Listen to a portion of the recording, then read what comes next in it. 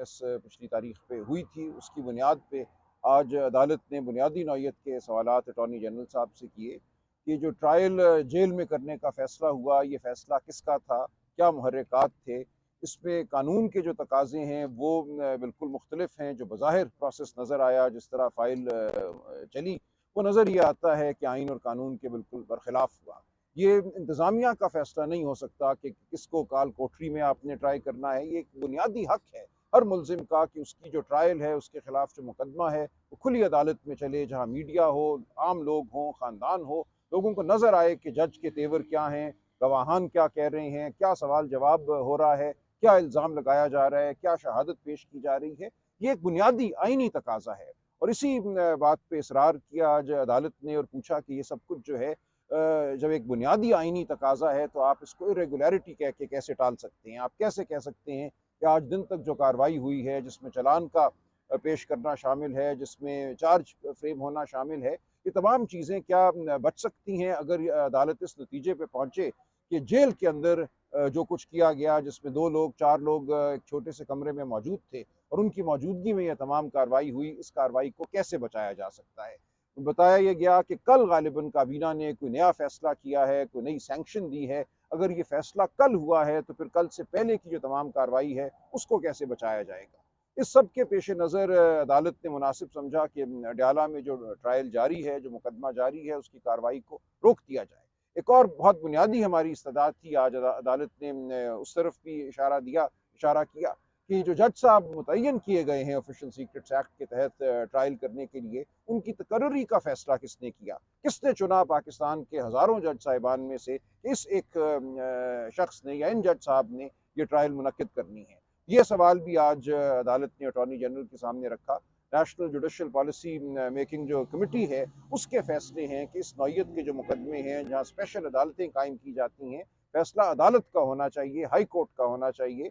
ये फ़ैसला इंतज़ामिया का नहीं हो सकता कि किसी जज को वो मखसूस एक मुकदमे के लिए मुकर्रर कर दें। ये बुनियादी आइनी नौइयत के सवालात हैं जिनका ताल्लुक हम सब के साथ है। कल को मैं कोई भी मुल्ज़िम हो सकता है किसी अदालत के सामने। आज जो गुफ्तगू हुई है अदालत में, मैं उससे बहुत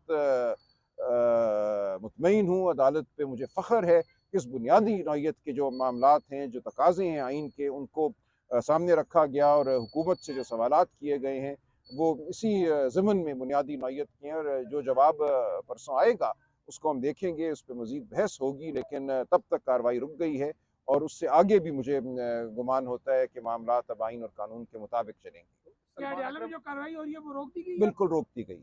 इस हवाले से जो मैसेज है वो कन्वे कर दिया गया अडयाला जेल हुकाम को? जी, वहाँ फ़ोन तो किया गया है, मैं इस वक़्त जा रहा हूँ, वहाँ जाके देखते हैं क्या सूरत-ए-हाल है। तो अब क्या फ्यूचर देख रहे हैं इस केस का?